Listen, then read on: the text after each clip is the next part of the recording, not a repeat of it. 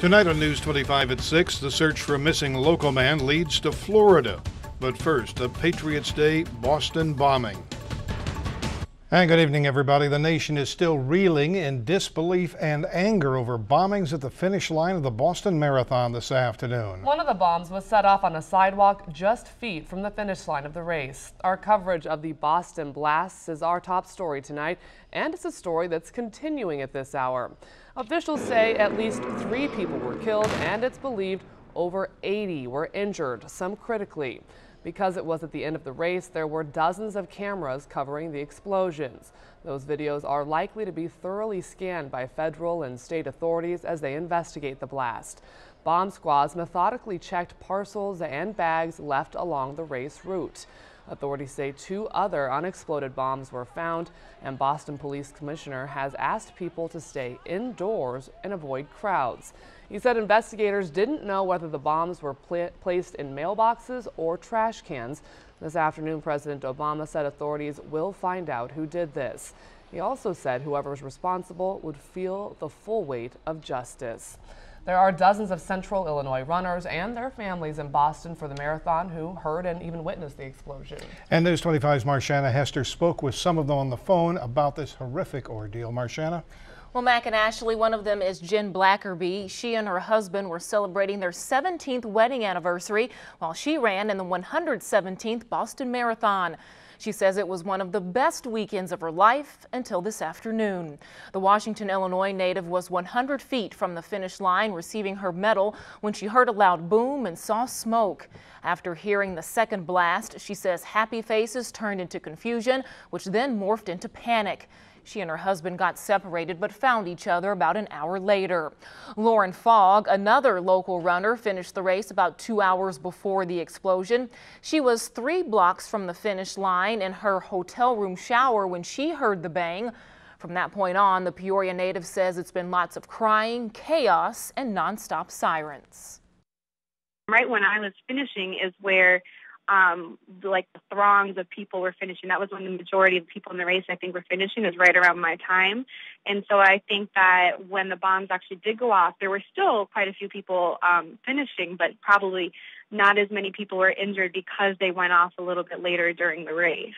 You could just see the chaos kind of hit people. I heard there's just thousands of volunteers down there, and I heard all their radios going off, and people began to cry, and people that were getting off the trains that had no idea what was going on. They evacuated the mass transportation system. You know, they were scared. Just chaos set in very quickly. Both women say they saw nothing out of the ordinary at the end of the race. They say seeing the tragic events unfold right in front of their eyes is surreal, and they continue to pray for all of those affected. Back to you. Marshana, thank you. The race director for some local events like the Steamboat Classic and the Coleman Race for the Cure says he was horrified when he heard about today's bombing. Philip Lockwood says at the Race for the Cure there's 30,000 participants and spectators. He said that event adds an element as organizers plan for emergencies at major events like these. We can't stop living, so those of us who are responsible for conducting events need to make sure that people feel comfortable and are still motivated to participate. You know, beyond what happened is normally the finish line of a marathon is supposed to be a place for euphoria and celebration. So when something like this happens, that's what makes it so much worse. And Lockwood says in this day and age, everybody needs to be vigilant of their surroundings, even in a place like Peoria. NBC is going to be running an hour-long special tonight about the Boston Marathon explosions. That special broadcast beginning at 9 o'clock local time. We'll have more on the local effects immediately following on News 25 Nightside. In other news tonight, the vehicle driven by a missing Fulton County man has been found near Tallahassee, Florida. Derek Higgins was reported missing on March 21st. 3 days later, his tan 1998 Buick LeSabre was recovered by Florida authorities. It was apparently abandoned after a minor crash and has been in tow storage ever since. The Fulton County Sheriff's Department is now working with Florida authorities in search of Higgins. Anyone with information regarding the 21-year-old's whereabouts is urged to call the Fulton County Sheriff's Department at 547-2277. 2 absentee ballots have turned the mayoral race in Havana upside down. Those 2 ballots tied Alderwoman Brenda Stadschott with Alderman Charles Campbell. A winner tonight has been officially declared, and News 25's Alyssa Donovan explains how. State law requires that the mayor of Havana must be decided by a lottery. Mason County Clerk Bill Blessman says there's no determined method, but in this case they used golf balls with the candidates' names on them. The main thing is that whatever process is used is that it be fair and impartial. The candidates will be informed as to what that method may be, and they will be able to observe it happening so that everyone can be comfortable that even though it has to be solved by a lottery, they'll at least have the assurance that that lottery was conducted properly and that there was an equal opportunity for each candidate in that process. And after the very quick drawing, candidate Brenda Stadschott was chosen as mayor. She says she doesn't think it was the best way to be chosen, and she feels the process may taint the importance of the position. Of course I'm happy now because it was my golf ball that was drawn, but I still don't think that's appropriate procedure to elect a mayor of a city. Both candidates say that this experience serves as a lesson to not only the people of Havana, but voters everywhere. I think that this proves that every voter, their votes do count. I think this is a wonderful lesson for young people, old people, anybody. One vote definitely counts in local elections. Campbell says they're still going to work together to do what's best for Havana. Every election there's a winner and a loser, but in this case Bill Blessman says either candidate would have made Havana a winner. In Havana, I'm Alyssa Donovan reporting. More to come tonight from Morton and your hometown. Still ahead, celebrating the legacy of Baseball Hall of Famer Jackie Robinson. Plus, a proclamation from Governor Quinn hopes to inspire safer driving on Illinois highways. Well, Mac and Ashley, last week we had a dreary weather week, and it looks like we'll do it all over again this week with unsettled weather, heavy rain, possibility for severe weather in the middle part of the week, and back to the 40s on Friday. We've got it all once again. Let's go outside. IDOT Road Watch Camera Network. That's a wet University and War Memorial Drive in Peoria, 53 right now, and more of the same tomorrow. Forecast coming up. You're watching your home team at 6. With Tom McIntyre, Ashley McNamee, Chief Meteorologist Chuck Collins, and Sports with Lee Hall. This is News 25 at 6.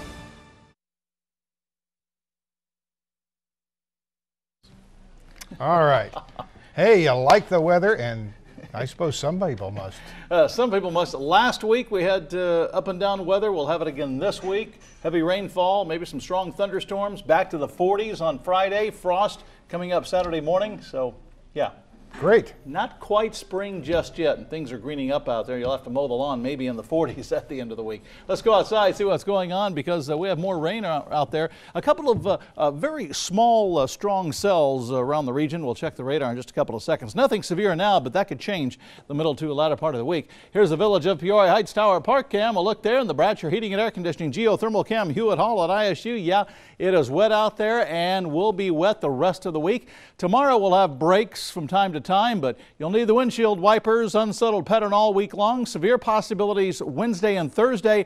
More heavy rain, 2 to 3 inches, maybe heavier than that. And we're back to the 40s. That's right, back to the 40s by the time we get into the latter part of the week on Friday. 61 the high in Peoria today, 54 is the low. 61's not too bad. The problem, that was just after midnight. About a ½ inch officially in Peoria in the rain gauge. Rainfall totals about anywhere from 1/4 to 3/4 of an inch. We had that cold front go through last night. Some very strong winds out there, nothing severe, and the rain, and of course the rain going on today. But this is just a preview of things to come. Once again, the locally heavier rainfall amounts will come in the middle to latter part of the week. 51 right now in Bloomington, normal. 92% relative humidity. Rain reported at the airport. Northwesterly winds at 5, so we're on the northern fringe of a stationary front that's to our south, and that's the focal point for all these showers moving along that front.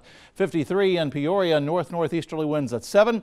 Area temperatures pretty much in the low to mid 50s right now. 57 in Delavan and Dillon, 53 Eureka, and also Germantown and Metamora and Secor. Here's a look at our allergy index. As you would imagine, it's down today because of the rain. Cedar and Oak, a little bit of a problem, but not much. All right, radar and satellite. Got this little cell right here that's bounced right out of Putnam County into southern LaSalle County. That left Depew a few minutes ago with about a half-inch of hail, half-inch sized hail into southern Bureau County. And we have this little cell right here in northern Stark County. And once again, not severe, but you could get a little bit of hail, some gusty winds, and some locally heavy rainfall amounts with that. Now, as a warm front comes northbound, that will set the stage for the possibility of severe weather Wednesday afternoon and into Thursday. Here's the cold front that comes through. So we might have back-to-back days of a few strong storms out there with large hail, damaging winds, and locally heavy rainfall to deal with. And since we're talking the possibility of severe weather, you need a weather radio. We got them a special price, $29.99 Walgreens and Schnucks. And don't forget, ServPro is our weather radio partner as well. Otherwise, the forecast shapes up like this tonight. Showers, maybe an isolated thunderstorm as well. So a rainy night, 42 to 45, west winds at about 5 to 10. And then for your Tuesday, mostly cloudy, breezy, occasional showers, maybe not as prevalent today, 55 to 60, but northeasterly winds at 10 to 15, so it will feel very good out there at times. Here's the rest of the extended showers and storms Wednesday. Can't rule out some strong, maybe severe ones in the afternoon and evening. Then more of the same on Thursday as temperatures fall behind the front. And then we could, and I say could, have a rain and snow shower situation late Thursday, early Friday morning. Friday only in the 40s, and then maybe a frost situation early Saturday morning with a low around 30. So another cold start to the weekend coming up. What month is this again? Yeah. I don't know. At least we don't have to deal with allergies. Yeah. You're sniffling, don't kid me. I still have them. Anyway, still ahead, the 2013 St. Jude Dream Home giveaway was a sold-out event. And we'll tell you how much money was raised and the name of this year's big winner. That's coming up after the break. A bill that would potentially eliminate the position of lieutenant governor is moving on now to the Senate. The measure would place a referendum on the November 2014 ballot, ultimately leaving that decision up to Illinois voters. Governor Pat Quinn says he served in that office for 6 years before taking over from impeached Governor Rod Blagojevich, thus he supports the position. Democratic State Senator Dave Kaler's not sure how he would vote on the issue, but says he would be in favor of voting for a referendum and letting the people of Illinois decide. If it's done just because it's cost saving, you know, it's $2 million out of a $34 billion budget. And is there, you know, is there some benefit to what the lieutenant governor does? Yes, I think so. The House passed that measure last week. If eliminated, the Attorney General would be next in line if the governor would ever leave the position. As the weather gets better, you'll see more of those orange construction barrels. That's why the governor, Pat Quinn, reminding motorists to stay alert today. The governor was in Morton to kick off Work Zone Awareness Week. Over the next 3 years, the Morton area will see one of the largest road construction projects in central Illinois, a $93 million project to reconstruct the I-74 155 interchange. We're very happy to do a major project that's going to put a lot of people to work, make our roads safer, but also make sure that we take good care of those who work on those roads. You can't stress enough about driver safety. People are preoccupied on their cell phones or whatnot. That's when accidents usually occur. On average, there are more than 7,000 work zone crashes in Illinois every year. Last year, 19 fatalities. 2 of those killed were workers. Well, the St. Jude Dream Home for 2013 is now in the history books. This year's event was completely sold out, raising more than $602,000 for childhood cancer research. The drawing was held last night in the 4-bedroom home, and the giveaway featured more than a dozen prizes ranging from a diamond pendant to gift cards and, of course, the grand prize, the dream home itself. It's valued at $335,000. The winner, Jeremy Duckworth of Princeville. To see a complete list of winners, visit our website, cinewsnow.com. Sports up next with Lee Hall, new basketball coach for the ISU women. And Jackie Robinson continues to inspire players almost 70 years after making baseball history.